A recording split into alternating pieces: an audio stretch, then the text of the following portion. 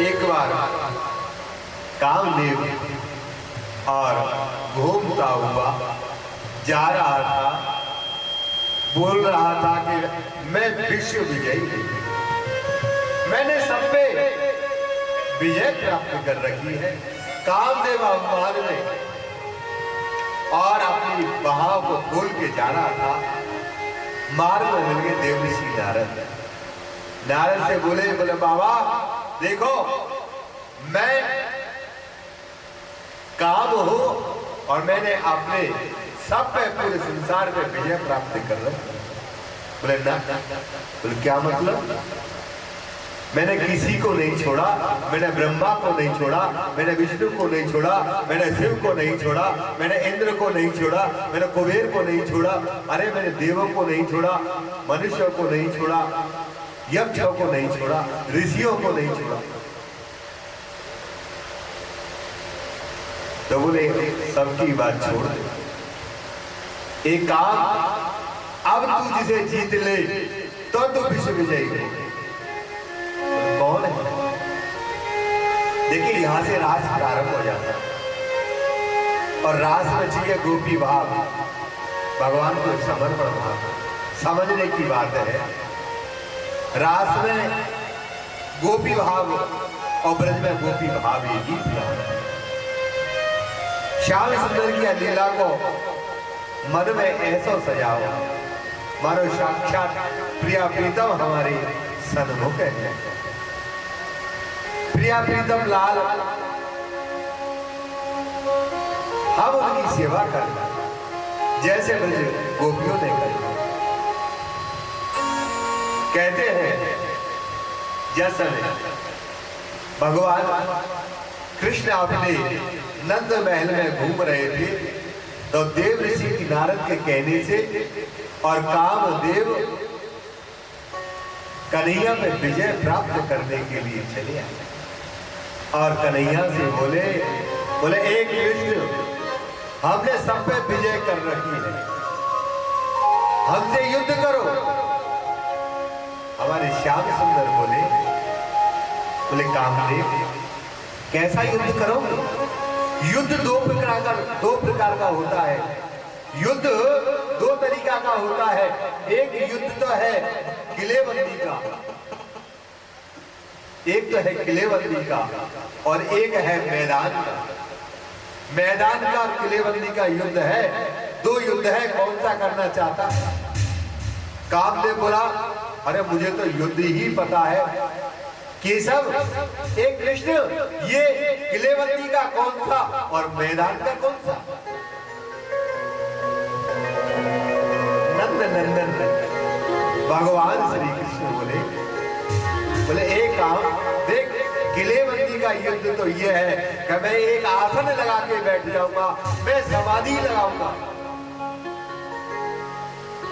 और तू अपने काम के वेग से मेरी समाधि को तोड़ देना, मेरे ध्यान को तोड़ देना, तो तू विजय माना जाएगा।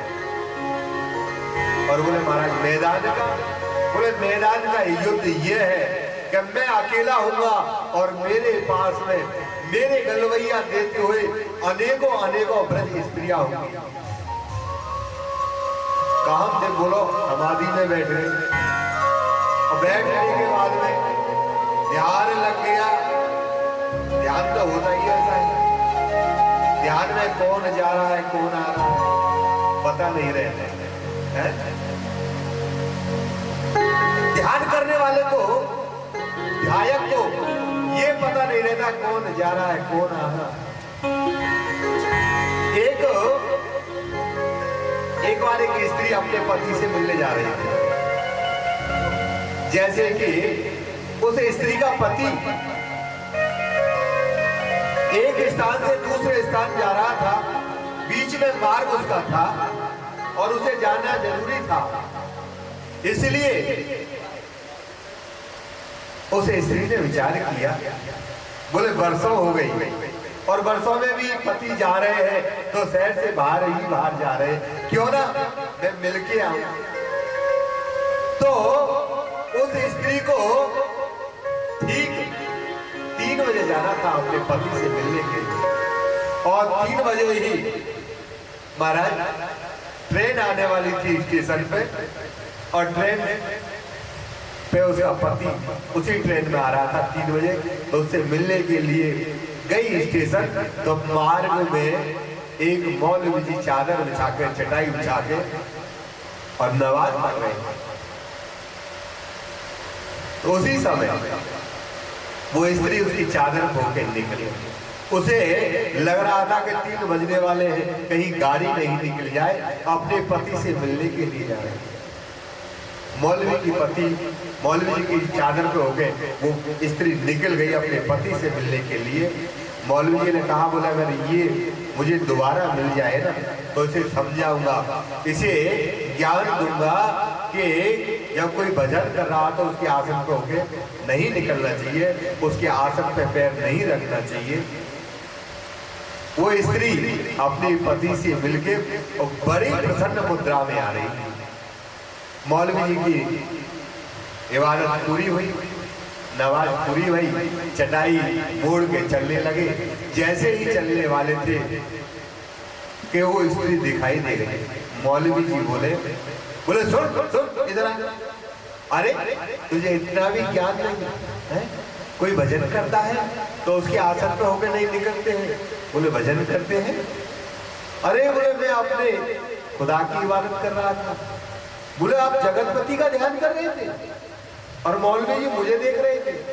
अरे मैं तो अपने पति को मिलने के लिए गई थी, मुझे पता ही नहीं आप कहाँ थे, हैं? और आप कह रहे हो कि मैं आपके आसन पर निकली।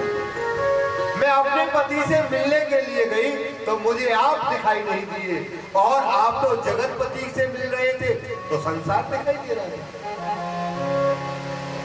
रहीम नाथ जी ने बहुत बढ़िया लिखा। रहीम नाथ जी कहते हैं,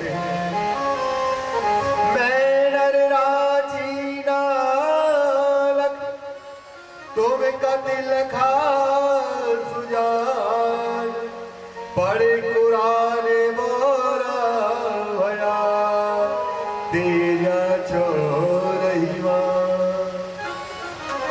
रहीम नाथ जी कहते हैं उस मौलवी से तो वो स्त्री अच्छी जो अपने पति से मिलने गई तो उसे संसार दिखाई नहीं दे रहा था। भजन हो तो ऐसा हो, कर्म हो तो ऐसा हो। तो बोले न समाधि में तो तुम्हारे ध्यान में तो मैं आऊं नहीं आऊं, आपकी समाधि टूटे नहीं टूटे। बोले ये तो सही नहीं है। बोले कन्हैया मैं आपसे मैदानी युद्ध करूंगा। तो बोले अब जाओ, और ठीक शरद पूर्णिमा की रात्रि में जब मैं गोपियों के साथ नृत्य करूं, रास करूं, उस समय तुम आना और उसी समय तुम मुझसे युद्ध करना। कहते हमारे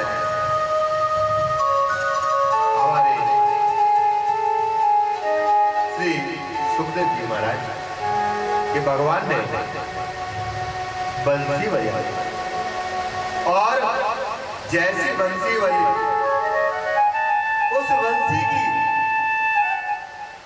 धुन को सुन करके संपूर्ण ब्रज की गोपी मुग्ध हो गई।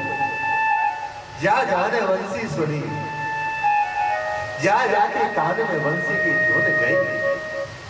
उस श्याम सुंदर के पास जाने को तैयार हो गया। जगो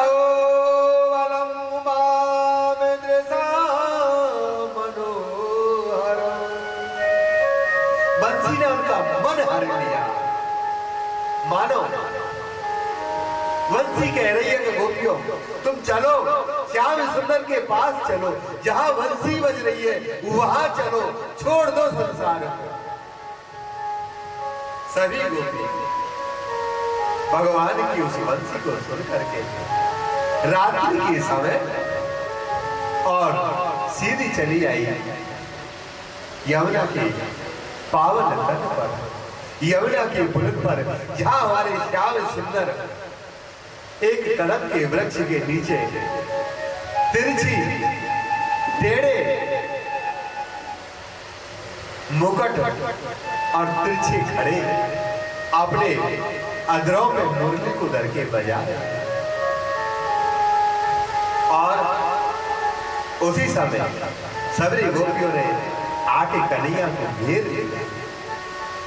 कन्हैया वंशी बजा रहे हैं, कन्हैया को पता नहीं वंशी की धुन में मस्त है। संपूर्ण ब्रज की गोपी चल के आई। नौ झील पे बाजने थे, सुरीर से, माठ से, गहवर वन से, हरनौल से, हिंडौल से, नसीटी से, महाराज आनौर से, जल्दीपुरा से, बरसाने से, चिकसौली से, इधर महावन से, दाऊदी से, जहां जहां बंसी गई, ब्रज 84 कोस की स्त्री दौड़ पड़ी। दौड़ के आई श्याम सुंदर के पास और श्याम सुंदर ने जैसे ही बंसी को वंद किया और कहा देवियों, तुरंत भगवान ने स्वागतम वो महाभागा प्रिया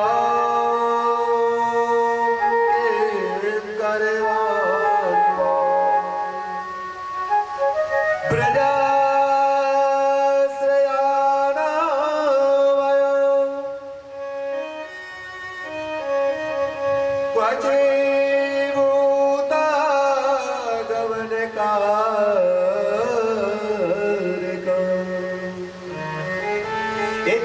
स्वागत है तुम्हारा, स्वागत है, पधारिए, आइए आइए। और तुरंत कह दिया, बोले ए देवियों, इस रात्रि में कहा? अरे ऐसे अकेले इस निशा रात्रि में और अकेली यह जंगल में कैसे आई? बोले लो ए श्याम सुंदर, पहले तो बुरा स्थान पे नहीं जाना चाहिए।